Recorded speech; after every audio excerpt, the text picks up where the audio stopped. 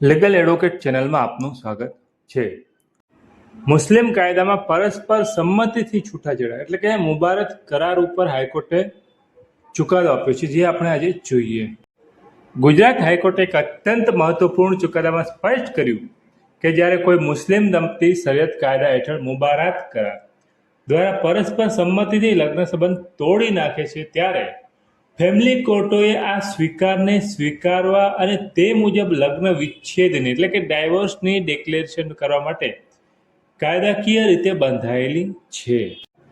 જો દંપતીએ મુબારક હેઠળ પરસ્પર સંમતિથી છૂટાછેડા લઈ લીધા હોય તો family court cause of action નથી તેમ કહીને અરજી ફગાવી ન શકે. કોર્ટે માત્ર તેને કાયદાકીય માન્યતા આપવાની પ્રક્રિયા પૂર્ણ કરવાની રહે છે. કલમ 7 હેઠળ ફેમિલી કોર્ટની સત્તા એટલે કે ફેમિલી કોર્ટ એક્ટની કલમ 7 હેઠળ કોર્ટને કોઈ પણ વ્યક્તિના વૈવાહિક દરજ્જા એટલે કે મેટ્રિમોનિયલ સ્ટેટસ અંગે ઘોષણા કરવાની સંપૂર્ણ સત્તા આપવામાં આવી છે. શરિયત કાયદા હેઠળ માન્ય મુબારક એ પરસ્પર સંમતિથી છૂટાછેડાનો એક પ્રકાર છે, જે શરિયત કાયદા હેઠળ સંપૂર્ણ માન્ય છે. તેને ડિસોલ્યુશન ઓફ મુસ્લિમ મેરેજીસ એક્ટ કોઈ અસર કરતો નથી. કેસ એવો હતો કે દંપતીએ વર્ષ 2015માં અમદાવાદ ખાતે શરિયત કાયદા મુજબ લગ્ન કરેલા. ત્યારબાદ વિવાદોને કારણે બંનેએ 11 માર્ચ 2024ના રોજ એક સમજૂતી કરાર એટલે કે મુબારક કરાર કરેલો અને આ કરાર મુજબ પત્નીએ ભરણ પોષણનો હક જતો કર્યો અને સંતાનની જવાબદારી પત્નીની રહેશે તેવું નક્કી કરવામાં આવેલું.